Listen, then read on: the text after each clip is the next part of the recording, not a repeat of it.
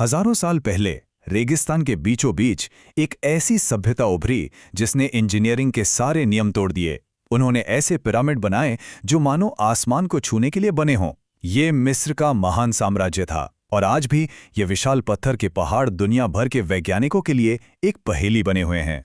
तो असल सवाल ये उठता है कि ये सब हुआ कैसे। सोचिए, उस जमाने में ना तो लोहे के औजार थे, ना पहिया था और ना ही कोई आधुनिक मशीनें। तो फिर आखिर कैसे उन्होंने इतने भारी पत्थरों को उठाया और एक के ऊपर एक रख दिया? यही वो सवाल है जो आज भी सबको हैरान करता है। इस पूरी कहानी की जड़ें जुड़ी हैं एक बहुत बड़े क्लाइमेट चेंज से, एक ऐसा बदलाव जिसने इंसानी बस्तियों का नक्शा हमेशा हमेशा के लिए बदल कर रख दिया। यकीन करना मुश्किल है, लेकिन आज जिसे हम सहारा रेगिस्तान के नाम से जानते हैं, वो कभी एक हरा भरा इलाका हुआ करता था। चारों तरफ झीलें थीं, पेड़ पौधे थे, लेकिन फिर किस्मत ने करवट ली। पृथ्वी की धुरी में जरा सा झुकाव आया और पूरे अफ्रीका का मानसून का पैटर्न ही बदल गया। वो हरी भरी दुनिया धीरे धीरे जलने लगी। जहां कभी जंगल थे, वहां अब सिर्फ तपती हुई रेत थी। खानाबदोश कबीलों के लिए ये जिंदगी और मौत का सवाल बन गया। उनके पास एक ही रास्ता बचा था, किसी भी तरह उस एक नदी तक पहुंचना जहां जिंदगी की उम्मीद बची थी, नील नदी। पर नील नदी कोई आम नदी नहीं थी। हर साल इसमें एक भयंकर बाढ़ आती थी जो सब कुछ तबाह कर देती थी। लेकिन मिस्र के लोगों ने इस तबाही में एक मौका देखा। उन्होंने पाया कि जब बाढ़ का पानी उतरता है तो वो अपने पीछे दुनिया की सबसे उपजाऊ काली मिट्टी छोड़ जाता है। बस उन्होंने नहरें खोदी, बांध बनाए और बाढ़ के पानी को काबू करना सीख लिया। और इसी के साथ जन्म हुआ खेती का, और इंसानों ने घूमना छोड़कर एक जगह बसना शुरू कर दिया।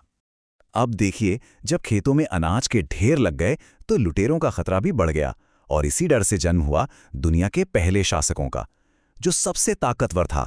लोगों ने अपनी सुरक्षा के बदले उसे अपना अनाज और अपनी आज़ादी सौंप दी। धीरे धीरे छोटे छोटे गांव बड़े बड़े शहरों में बदल गए। और फिर आया राजा नारमर, जिसने इन सबको एक करके दुनिया के पहले महान साम्राज्य मिस्र की नींव रखी। समाज तो अब सुरक्षित था, लेकिन अब राजा के सामने एक निजी दुश्मन खड़ा था, खुद मौत। और यहां मिस्र के राजाओं ने एक जबरदस्त मनोवैज्ञानिक खेल खेला। उन्होंने ऐलान किया कि फेरो यानी राजा कभी मरता नहीं है। वो तो बस अपना शरीर छोड़कर आसमान में अपने पिता सूर्य देवता रा से मिलने चला जाता है। लोगों के मन में ये डर बिठा दिया गया कि अगर मरने के बाद फेरो के शरीर को कुछ हुआ तो सूर्य देवता नाराज हो जाएंगे और पूरा मिस्र तबाह हो जाएगा। तो अब सबसे बड़ी चुनौती ये थी कि राजा के शरीर को हजारों साल तक सड़ने से कैसे बचाया जाए। और इसी जरूरत ने जन्म दिया एक अविश्वसनीय विज्ञान को, जिसे आज हम ममीफिकेशन के नाम से जानते हैं। ये कोई आसान प्रक्रिया नहीं थी। सबसे पहले दिमाग को नाक के रास्ते से बाहर निकाला जाता था। फिर दिल को छोड़कर पेट के सारे अंग निकाल दिए जाते थे, क्योंकि वो मानते थे कि आत्मा दिल में रहती है। इसके बाद शरीर को 40 दिनों तक एक खास तरह के नमक में सुखाया जाता और आखिर में सैकड़ों मीटर लंबी पट्टियों में लपेट दिया जाता। चलिए, बॉडी तो अमर हो गई, लेकिन अब इस अमर शरीर को रखने के लिए एक ऐसा घर भी तो चाहिए था जो खुद अमर हो, एक ऐसा किला जिसे वक्त भी न मिटा सके। और यहीं से शुरुआत हुई पिरामिड बनाने के विचार की। शुरुआत में राजाओं की कब्रें जमीन के नीचे बनाकर उनके ऊपर मिट्टी की ईंटों का एक चबूतरा बना दिया जाता था। इसे मस्तबा कहते थे। पर इसमें दो बड़ी दिक्कतें थीं। एक तो ये वक्त के साथ टूट जाते थे, और दूसरा लुटेरे इन्हें आसानी से तोड़कर खजाना लूट लेते थे।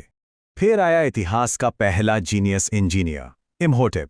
उसने मिट्टी की जगह पत्थर का इस्तेमाल किया और एक के ऊपर एक मस्तबा रखकर दुनिया का पहला पिरामिड बनाया, स्टेप पिरामिड। इसके बाद फ़ारो स्निफ्रो ने इसे और बेहतर बनाने की कोशिश की, लेकिन एंगल की एक छोटी सी गलती की वजह से बेंट पिरामिड बन गया। पर वो रुके नहीं, अपनी गलतियों से सीखा और आखिर में दुनिया का पहला परफेक्ट चिकना पिरामिड, रेड पिरामिड बनाकर ही दम लिया। और फिर इन सारी कोशिशों और सीखों के बाद फेरो खुफू के दौर में बना इंजीनियरिंग का वो शाहकार जिसे आज दुनिया गीज़ा के महान पिरामिड के नाम से जानती है। जरा इन आंकड़ों पर गौर कीजिए। ये पिरामिड 481 फीट ऊंचा है। इसे बनाने में 23 लाख पत्थर लगे, और ये कोई छोटे मोटे पत्थर नहीं थे।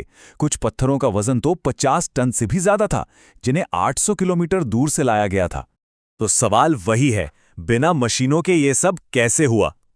उन्होंने दिमाग लगाया। नील नदी की बाढ़ का इस्तेमाल करके नावों पर भारी पत्थर लादकर साइट तक लाए। फिर रेत को गीला करके उस पर लकड़ी की स्लेट से पत्थरों को खींचा, जिससे घर्षण कम हो गया। और सबसे हैरान करने वाली बात है इसकी प्रिसिजन। बिना कंपास के इसे बिल्कुल उत्तर दिशा में बनाया गया, और पत्थरों के बीच के जोड़ इतने बारीक हैं कि आज भी उनके बीच एक ब्लेड नहीं डाला जा सकता। तो मकसद साफ था, फ़ारो के शरीर और उसके खजाने को हमेशा के लिए महफूज रखना। लेकिन कहानी यहाँ ख़त्म नहीं होती। असल में यहीं से इतिहास का सबसे बड़ा रहस्य शुरू होता है। फ़ारो ने सोचा था कि पिरामिड उनके खजाने की रक्षा करेंगे, पर हुआ इसका उल्टा। ये विशाल पिरामिड लुटेरों के लिए एक बड़े साइनबोर्ड की तरह थे। नतीजा ये हुआ कि ज़्यादातर पिरामिड्स बहुत पहले ही लुट गए। बाद के राजाओं ने ये देखकर पिरामिड बनाना ही बंद कर दिया और राजाओं की घाटी में छिपकर कब्रें बनाने लगे, जैसे तुतनखामुन की कब्र, जो 1922 में हजारों सोने की चीज़ों के साथ बिल्कुल सुरक्षित मिली।